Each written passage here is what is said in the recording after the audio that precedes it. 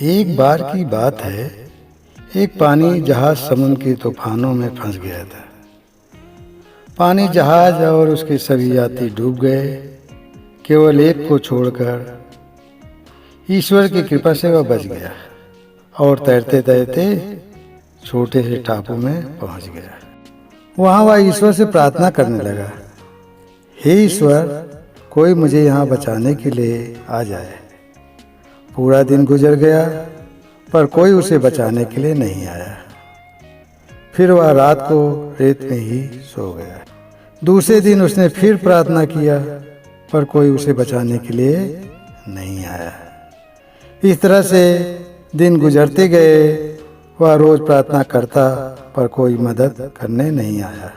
1 महीने बाद अब वह हार मान चुका था। उसने सारी उम्मीदें खो दी थी और टापू में लकड़ी का झोपड़ा बनाकर रहने लगा।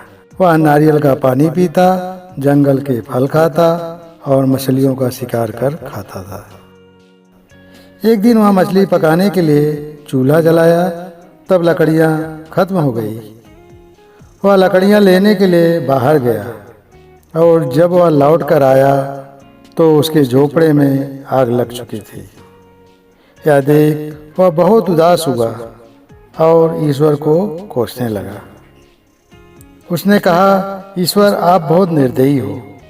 मैंने मदद मांगी, आपने मदद नहीं की भेजा। मैंने रहने के लिए झोपड़ा बनाया, आपने उसे भी जला दिया। ईश्वर, आप बहुत निर्दयी हो। वह पूरा दिन ईश्वर को कोसता रहा। रात हो गई और वह बाहर रेत में ही सो गया। सवेरे जब उसकी नींद खुली तब उसने एक बड़े से पानी जहाज को सामने पाया। उसे अपनी आंखों पर भरोसा नहीं हो रहा था कि कोई उसे बचाने के लिए आ गया है। वह पानी जहाज में चढ़ा और पानी जहाज चलने लगा। उत्सुकता बस उसने जहाज के कैप्टन से पूछा, आपको कैसे पता चला कि यह सुनसान टापू पर मैं फंसा हुआ हूँ?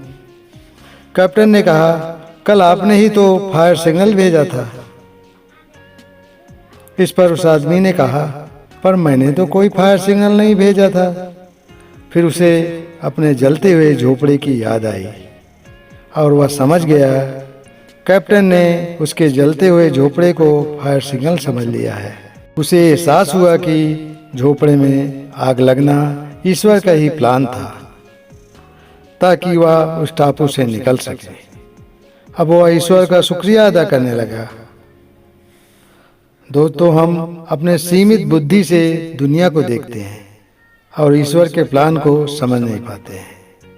जब भी बुरा वक्त आता है हम ईश्वर को कोसने लगते हैं, जबकि हमें ईश्वर पर विश्वास रखकर अपने कर्म करते रहना चाहिए। जब भी बुरा वक्त आए तो हमेशा याद रखना, इसमें भी ईश्वर के ने आपके लिए कुछ बेहतर सोच सकते, जो सही समय आने पर आपको पता चलेगा। इसलिए कभी हार मत मानिए और अपने कर्म करते रहिए। इस कहानी से आपको क्या शिक्षा मिली, कृपया हमें कमेंट बॉक्स में कमेंट करके बताएं।